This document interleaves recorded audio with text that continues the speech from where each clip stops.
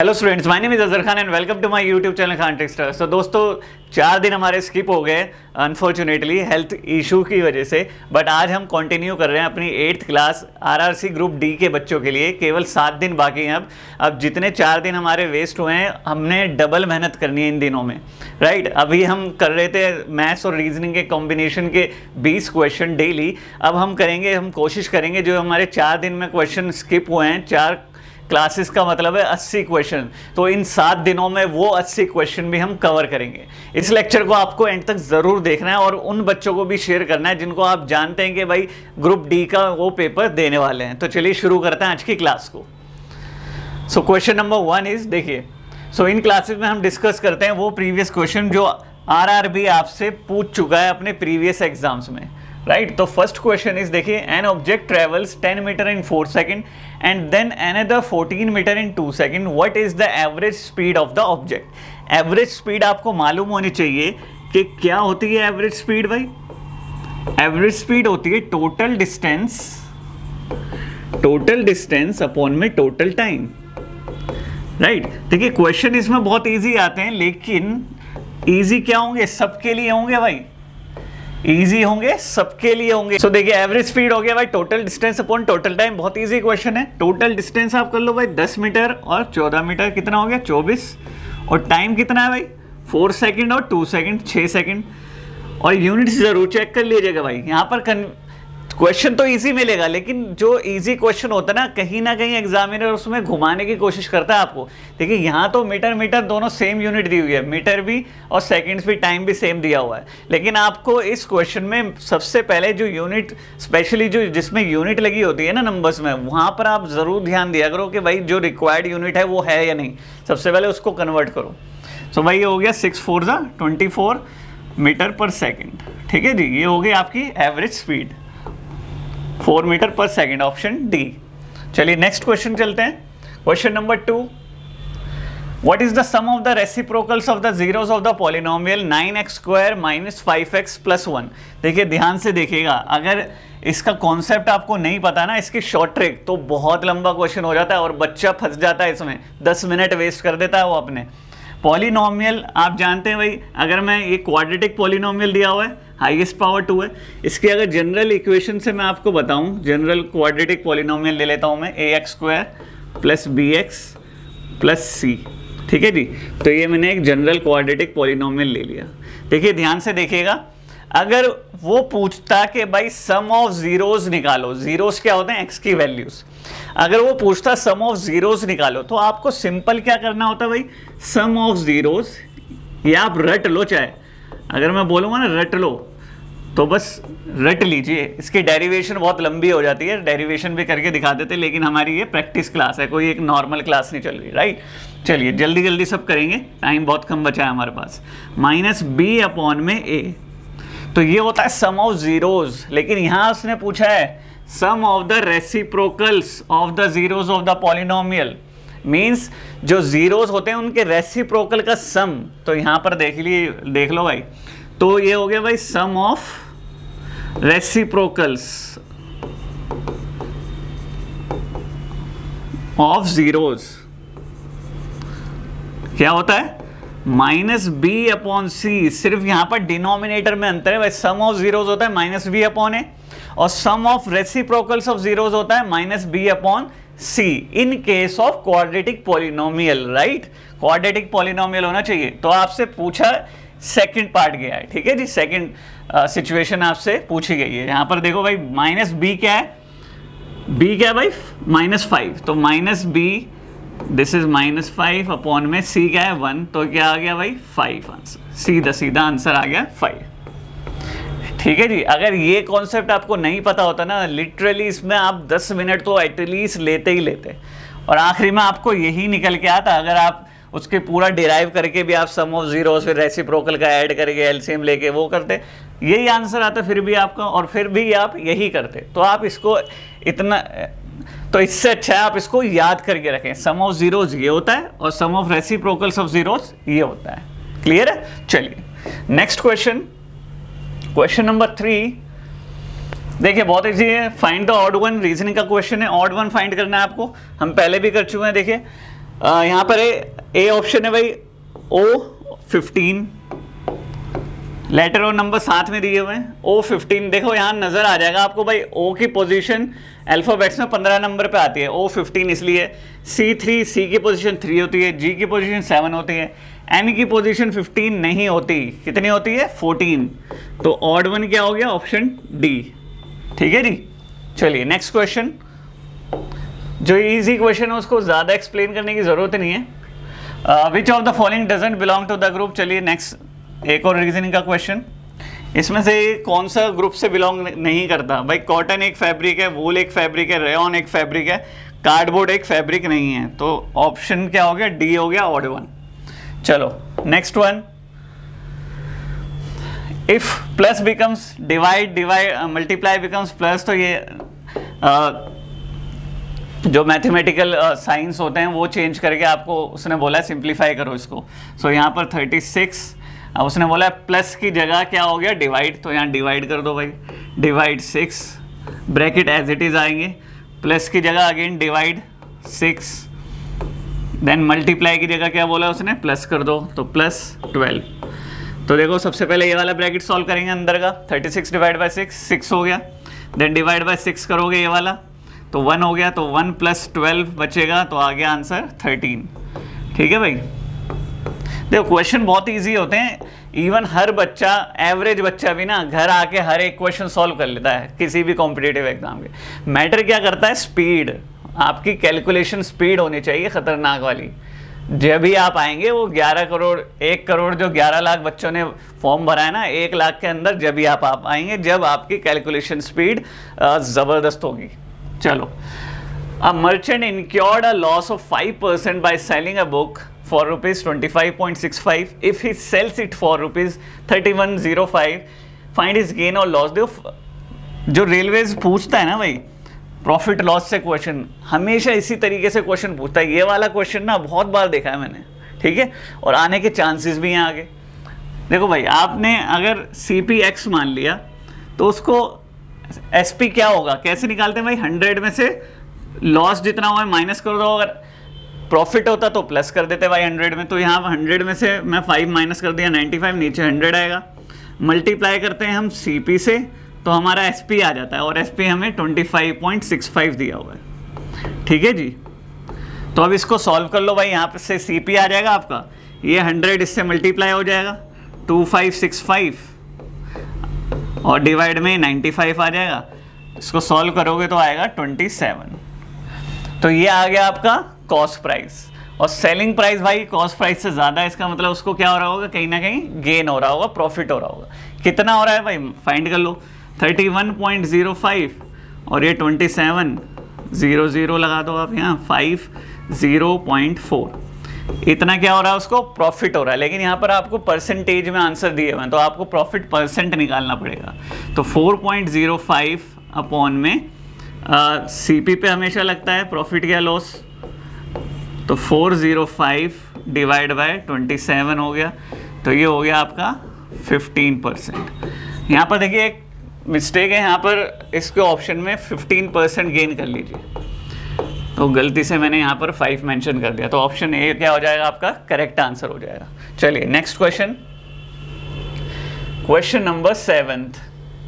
In a certain language, cock is written as DPDL, then how will hen will be written in that language। देखिए भाई साफ नजर आ रहा है भाई, यहाँ पर COCK अगर DPDL से, ये आपको लिखने की ज़रूरत ही नहीं है, कंप्यूटर की स्क्रीन पे देख के ही आपको आंसर दे देना इसका। हर चीज़ आपको लिखने की ज़रूरत नहीं है, पेन उठाने की ज़रूरत नहीं है। जितना पेन उठाओगे ना भाई, अगर आप मान लो पेन से कर रहे हो, आप लिखने बैठ गए, वहीं एक बच्चा आपको ओरल कर रहा है, तो वहीं आप क्या होगे, हज़ारों लाखों बच्चों से पीछे रह जाएंगे, राइट। तो एडवांस बनना है और स्मार्ट वर्क करना है। तो CDOP नेक्स्ट लेटर सब में नज़र आ रहा है, देखो CDKL, राइट। तो हैन का भी नेक्स्ट लेटर होगा HIEFNO, IFO, आंसर ओरल भी हो जाता, राइट। चलिए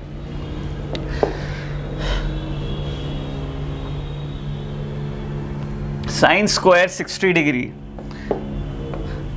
देखिए जब हम तैयारी कर रहे थे तो एक हमारे सर थे, उन्होंने बच्चों से पूछा जो 2-3 साल से तैयारी कर रहे थे, तो उनसे पूछा क्या कारण है जो तुम्हारा सिलेक्शन नहीं हो पाता। तो उन बच्चों ने कहा सर हम कोशिश तो करते हैं हर बार, लेकिन थोड़े मार्क्स से रह जाते हैं। तो सर ने कहा था कितनी कोशिश, सर ने पूछा कितनी कोशिश करते हो।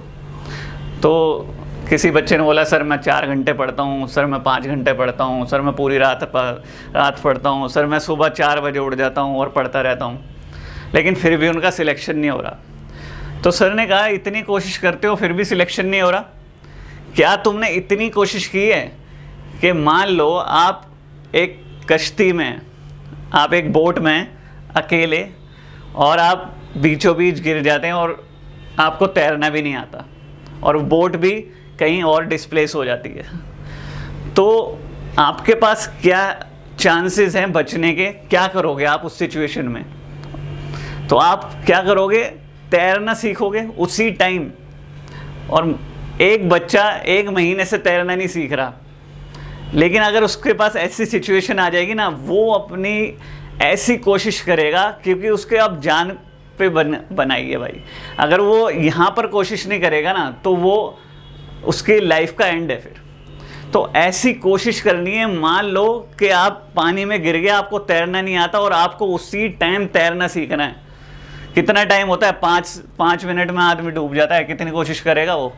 5 मिनट भी बहुत बोल दिया मैंने, राइट। तो ऐसी कोशिश अगर कोई कर रहा है तो वो सिलेक्शन तो उसका ज़रूर होगा ही होगा। तो आप भी ऐसा ही समझो कि आप वो इंसान हो जो डूब रहा है और आपको अपनी जान बचानी है, राइट। तो सर ने ये कोशिश की, तो उस टाइम सर ने ये कोशिश की थी समझाने की कि आपको कितनी कोशिश करनी है ना।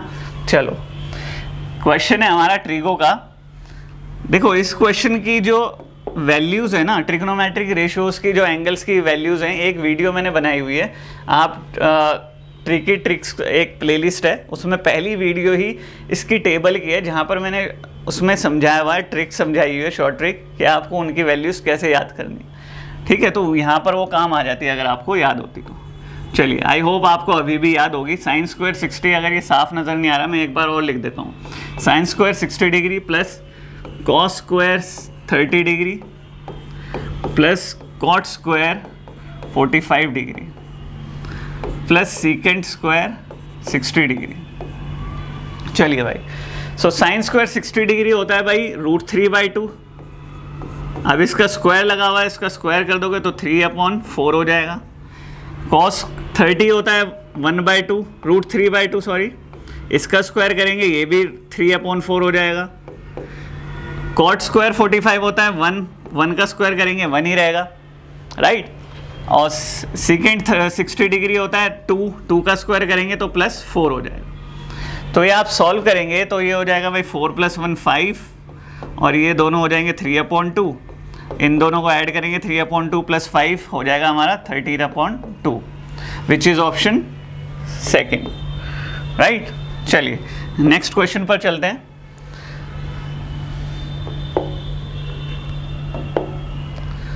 Next question is question number 9.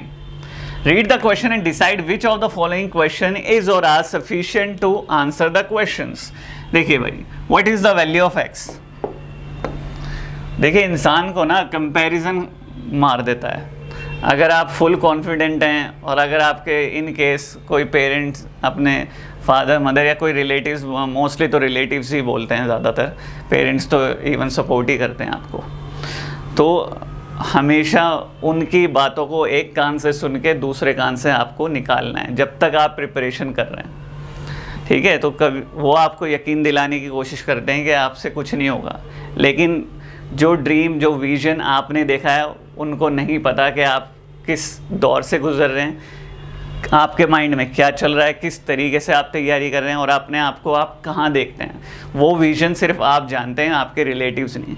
इसलिए हमेशा उनकी एक बात जो है कान से सुन के दूसरे कान से निकाल दो। जो नेगेटिविटी है, चाहे कोई भी दे रहा हो, उस नेगेटिविटी को अपने पास आने कभी नहीं देना आपने। देखो भाई, आपने बताना है कि read the given question and decide which of the following question is or are sufficient to answer the question. आपसे पूछा है वैल्यू ऑफ एक्स निकालो। वैल्यू ऑफ एक्स, ये साफ नजर नहीं आ रहा हो तो इसमें क्वेश्चन है भाई, what is the value of x की वैल्यू निकालनी है। पहली इक्वेशन आपको दे दी x² minus 18x plus 81 equal to 0। जब हम पिक उठाते हैं ना, कहीं से पिक्चर उठाते हैं, इमेज उठाते हैं, तो यहाँ पर इसकी क्वालिटी थोड़ी डाउन हो जाती है। तो p plus q plus r equal to 0, ये दो स्टेटमेंट है भाई, फर्स्ट और सेकंड। अब बोला है x की वैल्यू निकालने के लिए कितनी स्टेटमेंट की आपको ज़रूरत है। भाई सेकंड इक्वेशन में तो x है ही नहीं, तो इसका हम करेंगे क्या, है ना, सेकंड तो यूज़ ही नहीं हो रही, और ये क्वाड्रेटिक इक्वेशन है, तो यहाँ से हम x की वैल्यू निकाल सकते हैं। तो only 1 is sufficient to answer this question, right. चलिए next question, question number 10। A train crossed 110 meter long platform in 13.5 seconds and a 205 meter long platform in 18.25 seconds. So what was the speed of the train? भाई आपको ये पता होगा, जब हम speed निकालते हैं, स्पीड ऑफ द ट्रेन जब हम फाइंड करते हैं तो क्या करते हैं भाई, length of platform, length of platform plus length of that train upon में क्या करते हैं, टाइम। ठीक है जी। अब इसमें हमारे दो केसेस हैं, दो प्लेटफॉर्म हैं, एक है 110 मीटर लंबा और एक है 205 मीटर लंबा। उसको पे इसको ट्रैवल करने में, इसको क्रॉस करने में 18.25 सेकंड लगते हैं और इसको क्रॉस करने में 13.5 सेकंड। आपको बताना है स्पीड ऑफ द ट्रेन क्या होगी। ठीक है, तो मैं मान लेता हूँ लेंथ ऑफ ट्रेन जो है वो x है भाई। ठीक है, तो दोनों केस बना लेते हैं। लेंथ ऑफ प्लेटफॉर्म पहले केस में 110 है भाई, 110 प्लस x, टाइम कितना लग रहा है 13.5। दोनों स्पीड सेम होंगी तो दोनों स्पीड को हम इक्वल रख देते हैं। 205 प्लस x अपॉन में इसमें टाइम कितना लग रहा है 18.25। अब x के लिए इसको कैलकुलेट कर लो, जो x आएगा वो क्या होगी आपकी लेंथ ऑफ द ट्रेन। सो देखिए यहाँ पर x की वैल्यू फाइंड करेंगे, क्रॉस मल्टीप्लाई कर लो। सबसे पहले इसको पॉइंट लगा के मैं 0 लगा देता हूँ, यहाँ से पॉइंट कैंसिल हो जाएगा, है ना। अब इसको क्या कर लेते हैं, 5 से काट लेते हैं, 5 2 ज़ा 5 7 0, देन 5 3 ज़ा 5 6 ज़ा 5 5 ज़ा, देन अगेन 5 5 ज़ा 5 4 ज़ा 5 7 ज़ा 5 3 ज़ा। ठीक है, अब इसको क्रॉस मल्टीप्लाई कर देंगे, तो क्रॉस मल्टीप्लाई करके आप x की वैल्यू फाइंड करेंगे, तो जो x निकल के आएगा वो आएगा आपका 160। आप कैलकुलेट कर लेना, सिंप्लीफाई कर लेना। ठीक है, सो वीडियो को ज़्यादा एक्सटेंड नहीं करेंगे हम। x इक्वल टू 160 है। अब देखिए आपको निकालना था स्पीड ऑफ द ट्रेन। अब स्पीड ऑफ द ट्रेन तो भाई दोनों है, ये भी है और ये भी है, किसी एक वैल्यू में आप रख दो इसकी। 110 प्लस 160 270 और टाइम कितना था भाई 13.5। 13.5 पॉइंट हटाओ, यहाँ पर 0 लगाओ, यहाँ पर आ जाएगा भाई 9 1 ज़ा 9 5 ज़ा 9 3 0 0 15 2 0 20 मीटर पर सेकेंड आ जाएगा। बट यहाँ पर देखो भाई किलोमीटर पर आवर में आंसर दिए हुए हैं आपको, तो इसको किलोमीटर पर आवर बनाओगे। किलोमीटर पर आवर बनाने के लिए क्या करते हैं, 18/5 से मल्टीप्लाई।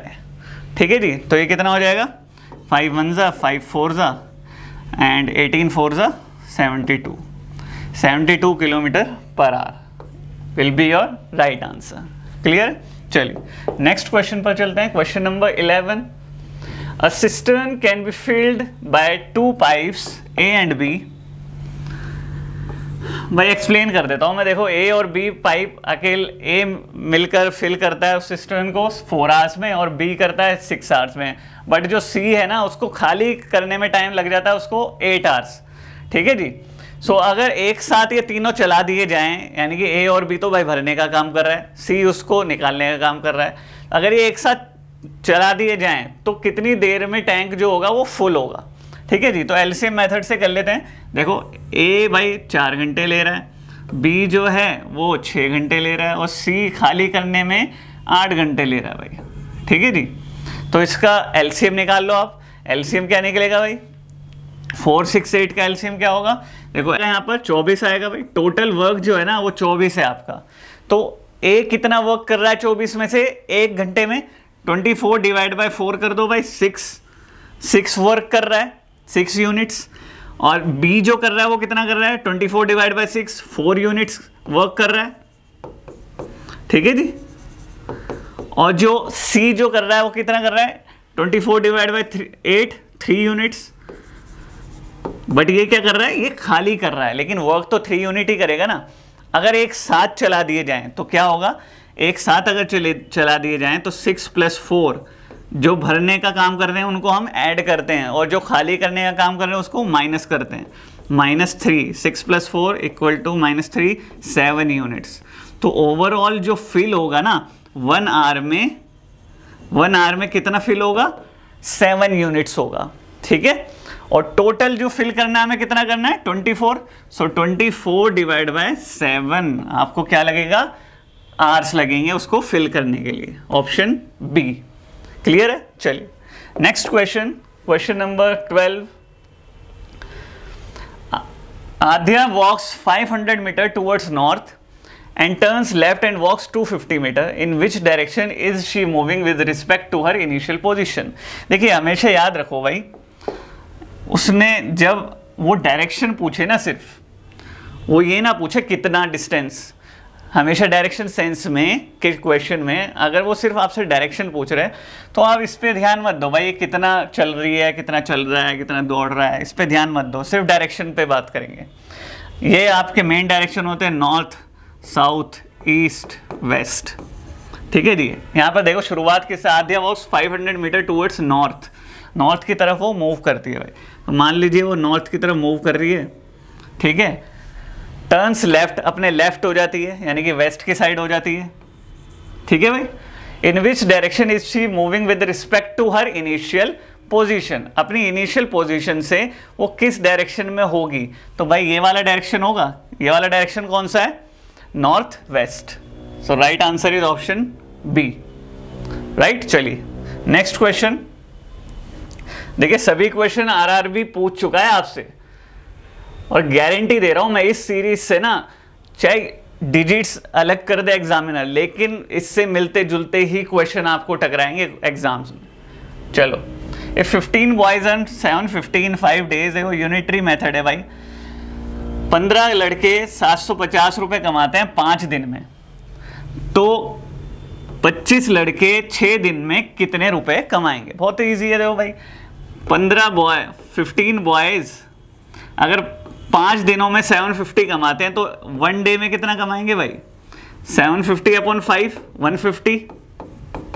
150 रुपीज़ कमाएंगे। और अगर एक बॉय लगा दूं मैं, एक लड़का के एक दिन में कितने कमाएगा, डिवाइड बाय 15 कर दो, 15 में बटेंगे ना भाई 150 रुपये, तो 10 रुपये मिलेंगे एक बच्चे को। अब आपको निकालना है 25 बच्चों का, तो पहले 25 बच्चों का निकाल दो। 25 बच्चे एक दिन में कितना कमाएंगे, 10 × 25 250 रुपीज़। और 6 का निकालना है 6 दिनों का, तो इस अमाउंट को कर दो × 6, कितना हो जाएगा 1500। सो रुपीज़ 1500 क्या हो गया आपका राइट आंसर। क्लियर। चलो next one is question number 14। Which of the following Venn diagram correctly represent the relationship between the given classes table, cloth and would. यहाँ पर देखो भाई, टेबल तो वुड की बनती हैं, इसमें तो रिलेशन आपको नजर आ रहा है, लेकिन सभी टेबल नहीं बनती ना। टेबल वुड की होती हैं लेकिन सभी तो नहीं होती, बहुत मेटल्स की भी होती हैं। तो ये वाला इसके लिए करेक्ट होगा, और ये क्लॉथ बिल्कुल डिफरेंट है, तो ऑप्शन डी क्या हो जाएगा आपका करेक्ट वेन डायग्राम हो जाएगा। चलिए next question is, if north east become north then what will east become. देखो ये ध्यान से देखना भाई, जब मैंने आपको डायरेक्शन सेंस का लेक्चर करवाया था ना, आपको ये डायरेक्शन और एंगल्स के बारे में समझाया था बहुत ध्यान से। लेक्चर उसका बना हुआ है, अगर आपको देखना हो तो आप जाकर देख सकते हैं, ठीक है, रीजनिंग की प्लेलिस्ट में जाकर। ईस्ट और वेस्ट, ये सेंटर ले लेते हैं। अब ये वाला डायरेक्शन क्या होगा भाई, नॉर्थ ईस्ट, नॉर्थ और ईस्ट के बीच में ये मेन डायरेक्शन है हमारे। ये चीज़ समझ लो, फिर कभी नहीं बोलोगे जो एंगल का सीन होता है ना बहुत टफ होता है ये। नॉर्थ ईस्ट बिकम नॉर्थ, जो नॉर्थ ईस्ट है वो नॉर्थ बन गया, यानी कि यहाँ से उठकर बंदा यहाँ पर आ गया भाई, समझ लो। तो यहाँ पर देखो डायरेक्शन ये वाली कौन सी होती है, एंटी क्लॉकवाइज। तो डायरेक्शन तो पता चल गया एंटी क्लॉकवाइज, और घूमा कितना, रोटेट कितना हुआ। तो ये भाई ये जो कार्डिनल साइंस डायरेक्शन होते हैं और ये मेन डायरेक्शन होते हैं, इसमें 45 डिग्री का फर्क होता है। डिफरेंस होता है। तो इसका मतलब जो रोटेट हो रहा है वो 45 डिग्री एंटी क्लॉकवाइज हो रहा है। क्लियर है? तो वो पूछ रहा है ईस्ट क्या बन जाएगा। अब आप ईस्ट पे है बंदा, तो 45 डिग्री एंटी क्लॉकवाइज घुमा दो भाई, ये वाला डायरेक्शन हो जाएगा 45 डिग्री। ठीक है जी। और एंटी क्लॉकवाइज किस पर आ गया आप? नॉर्थ ईस्ट पर आ गए। तो राइट आंसर क्या हो गया? North east. हमेशा ऐसे ही करना है। आपको 135 डिग्री घुमाएगा, वो 90 डिग्री भी घुमा सकता है, क्लॉकवाइज भी डायरेक्शन दे सकता है। तो ऐसे क्वेश्चन डिफरेंट बनता है, कोई नया क्वेश्चन नहीं आता हवा में। आपको खुद से ही दिमाग लगा लेना है भाई, ये भी पूछ सकता है, अगर ये पूछ लिया तो वो भी पूछ सकता है। ऐसे सोच के आपको नए नए क्वेश्चन अपने लिए बनाने हैं। एग्जामिनर भी ऐसे ही सोचे, वो सेम माइंड दिया हुआ है उसको भी ऊपर वाले ने। Find the value of x if the number 987x54 is completely divisible by 6। 6 का डिविजिबिलिटी रूल आप जानते हैं भाई, 3 × 2, 3 और 2 से मल्टीप्लाई होना चाहिए, डिविजिबल होना चाहिए। 987x54 बाई 9, 3 से डिविजिबल है, 8 + 7 ये भी 15 हो गया, 3 के टेबल में आ गया, तो इनको भूल जाओ। 5 + 4 ये भी 3। भाई 3 की डिविजिबिलिटी रूल कैसे चेक करते हैं? हम ऐड करके तो चेक करते हैं ना। तो भाई ये भी 3 हो गया, सब कैंसिल हो गए। तो x की जगह मैं तो या तो 0 रख सकता हूँ, बट यहाँ ऑप्शन में 0 है ही नहीं, तो 0 हटाओ। नेक्स्ट नंबर 3 रख सकता हूँ भाई, 3 है भाई। वैसे 6 और 9 भी रख सकता हूँ, ठीक है, लेकिन 6 और 9 यहाँ पर मौजूद ही नहीं है, तो मेन सबसे छोटा नंबर 3 है हमारा, राइट आंसर हो जाएगा। क्लियर? चलिए next question number 17. If the length and breadth of a rectangle are increased by 8% and 12% respectively, then by what % does the area of the rectangle will increase? ऐसे question बहुत आते हैं, सुनिए जी। Amount में भी पूछ सकता है, एरिया ना पूछ कर कि भाई कोई अमाउंट है, पहले मैं उसको इतना बढ़ाता हूँ, इतना घटाता हूँ, इतना बढ़ाता हूँ, इतना घटाता हूँ, तो ओवरऑल अमाउंट क्या हो जाएगी। तो इस तरीके से भी पूछता है आपसे, लेकिन ये केस है भाई एरिया का। तो देखो पहले इंक्रीज हुआ, ये फॉर्मूला आपने देखा होगा भाई, a% + b% + a × b / 100। ये आपने फॉर्मूला सुना होगा जब इंक्रीज का केस हो। a आपका 8% है भाई, b आपका 12% है, प्लस a और b मल्टीप्लाई कर दो 96 / 100। इसको ऐड कर दोगे भाई 20 + 0.96, तो 20.96 आपकी ओवरऑल एरिया इंक्रीज होगा। क्लियर है? चलो भाई नेक्स्ट क्वेश्चन नंबर 18.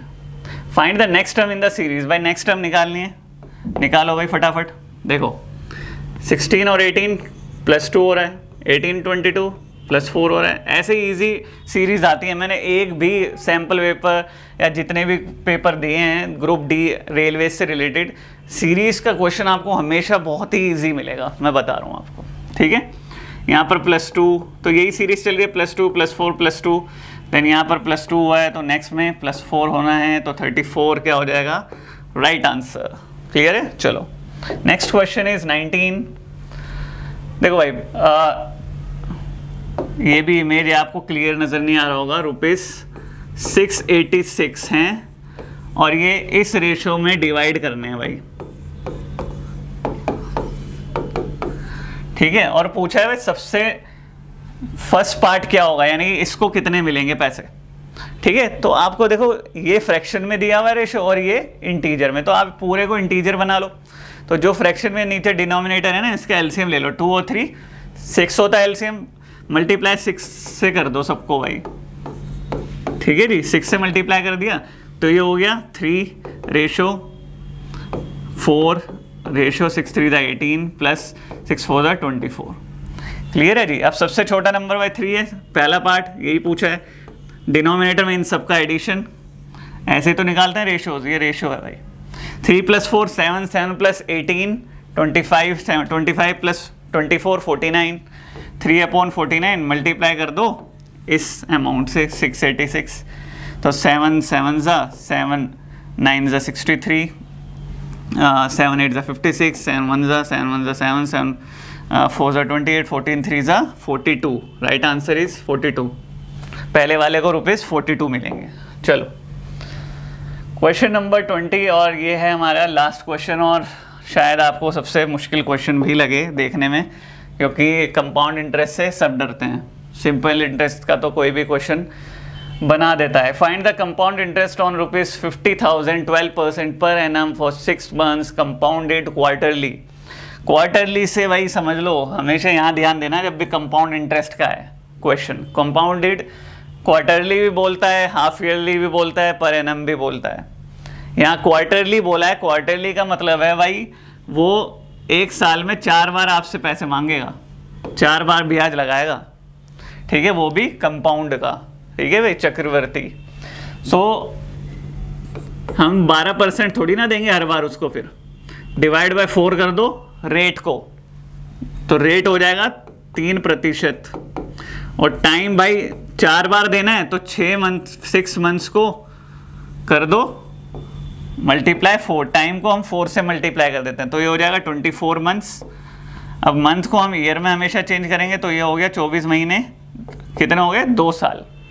अब 2 साल के लिए कंपाउंड इंटरेस्ट निकालते हैं और बिना फॉर्मूले के निकालेंगे, और आपको भी बिना फॉर्मूले के ही निकालना है, चाहे 2 साल का है, चाहे 3 साल का है, चाहे 4 साल का है, ठीक है, फॉर्मूले में नहीं पढ़ना आपको। देखो भाई 50,000 अमाउंट है, 50,000 आपने किसी से लिए, तो पहले 3 महीने बाद ना, जैसे 6 महीने 3 महीने करके उसको देना पड़ेगा, तो 3 महीने बाद आपको उसको 12% 3% एक्स्ट्रा देना पड़ेगा, 3%।